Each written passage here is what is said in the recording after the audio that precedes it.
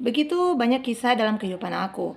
Namun, ketika aku mendapatkan sebuah pengalaman yang sangat-sangat dahsyat tentang amalan yang satu ini, hingga aku merasakan keajaiban yang sangat-sangat luar biasa dalam waktu 2 hari. Amalan apa yang aku baca? Mari kita simak dan tonton video ini sampai selesai. Dan jangan lupa tekan tombol lonceng dan di subscribe. Mari kita simak. Hai, assalamualaikum warahmatullahi wabarakatuh. Kali ini aku akan berbagi ilmu, berbagi pengalaman. Kali ini kisah nyata dari sebuah keajaiban membaca suatu amalan yang sangat-sangat ringan di saat-saat sangat-sangat terpuruk. Belum berapa lama ketika aku sakit, dan sakit itu di bagian dada sampai ke belakang, dan aku harus dilarikan oleh Pak suami ke rumah sakit. Sampai di UGD rumah sakit, aku tibanya itu jam 12:30. Namun, karena begitu banyak pasien, aku harus dimasukkan ke dalam ruangan itu sekitaran di 4:30. Bayangkan beberapa jam aku menunggu, dan aku hanya mengucapkan berulang-ulang kalimat ini. Alhamdulillah ya Allah, Alhamdulillah ya Allah, Alhamdulillah ya Allah atas segala nikmat-Mu, dan aku memperbanyak sholawat Ibrahimiyah. Begitu 4:30, aku dibawa masuk ke ruangan UGD. Di sana aku mulai membaca terus Alhamdulillah, Alhamdulillah, Alhamdulillah, dan mengucap syukur kepada Allah. Dan akhirnya aku langsung diperiksakan darah, lanjut di ronsen di bagian ini, dan aku terus diambil sampel air dari buang air kecil aku. Lanjut langsung mereka infus, dan 11:30 malam aku terus membaca Alhamdulillah, Alhamdulillah, dan terus bersyukur kepada Allah. Dan dokter langsung memberitahukan bahwa aku terpaksa harus dimasukkan ke ruangan isolasi karena paru-paruku yang pada 2023 lalu itu kambuh kembali. Dengan penuh keikhlasan dengan menerima penyakit aku hanya mengatakan kepada dokter dan tim perawat waktu itu, alhamdulillah atas nikmat Allah, dan aku harus dimasukkan ke ruangan isolasi pada jam 7 pagi. Setelah jam 7 pagi, aku harus berpindah ke ruangan isolasi dengan menggunakan ambulans. Bayangkan, aku naik di ambulans sendirian tanpa keluarga karena keluarga itu ikut dari jalan yang sebelah, dan terpaksa aku harus naik di ambulans itu sendirian. Dan aku terus mengatakan di ambulans itu, Alhamdulillah ya Allah atas segala nikmat-nikmat yang telah Engkau berikan. Alhamdulillah ya Allah, Alhamdulillah, Alhamdulillah, dan Alhamdulillah, sampai ke ruangan isolasi.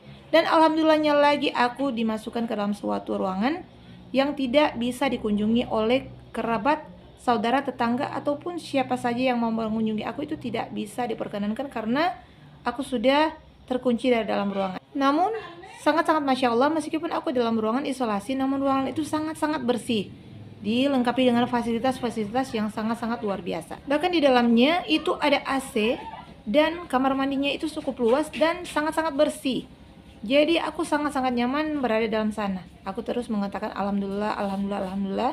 Bahkan ibuku saja tidak bisa masuk ke dalam ruangan itu.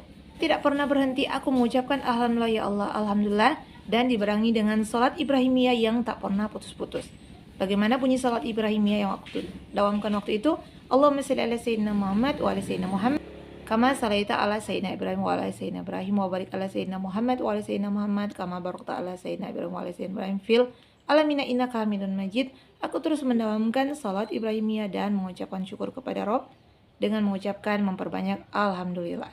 Dan lihatlah keajaiban-keajaiban yang aku rasakan. Tiba-tiba di jam 3 sore, ada salah seorang perawat khusus di tempat itu, yaitu di ruangan isolasi itu, datang kepada aku, dan dia mengatakan hasil aku yang keluar dari tes hasil sputum 2 minggu lalu sebelum aku masuk dan dirawat di UGD. Apa hasilnya?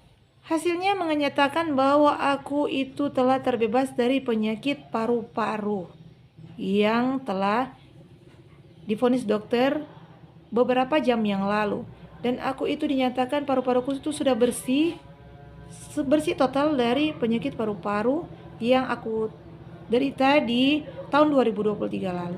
Dan sungguh maha dahsyat Allah, Akhirnya dokter ahli dalam di rumah sakit tersebut datang kepada aku dan meminta maaf di jam 5:30 dan menyatakan aku hanya terkena sedikit sakit lambung karena semua tubuh aku itu bersih dari semua jenis penyakit, hanya lambung aku saja yang sedikit bermasalah. Lihatlah kedahsyatan membaca dan bersyukur atas izin Allah, semua itu akhirnya terjadi. Teman-teman, ketika kita memiliki sebuah permasalahan dalam hidup, janganlah terus mengeluh dan berprasangka buruk kepada Allah. Katakanlah alhamdulillah, alhamdulillah atas segala nikmat. Karena jangan hanya bisa mengucapkan alhamdulillah ketika kita bahagia saja. Sakit, sedih, kecewa, luka itu harus memperbanyak membaca alhamdulillah, karena ketika kita bersyukur, maka Allah akan menambahkan nikmatmu. Dan tadinya aku itu dijauhi oleh perawat-perawat, tidak bisa ada yang menjenguk.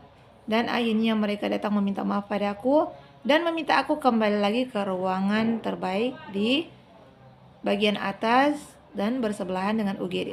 Namun aku sendiri yang menolak karena bagiku apa yang Allah berikan hari ini itu sudah sangat-sangat luar biasa. Jangankan kalian mengatakan aku telah bebas dari penyakit, nikmat apa saja sudah sangat-sangat aku syukuri.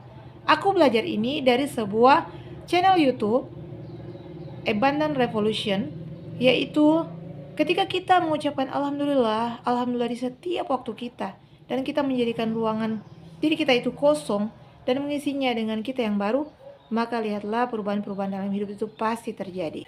Dan sangat-sangat mustajabnya itu ketika kita masuk ke rumah sakit dan kita memakai BPJS untuk masuk, itu biasanya ditahan selama 3 hari. Namun hari itu aku hanya ditahan selama 2 hari.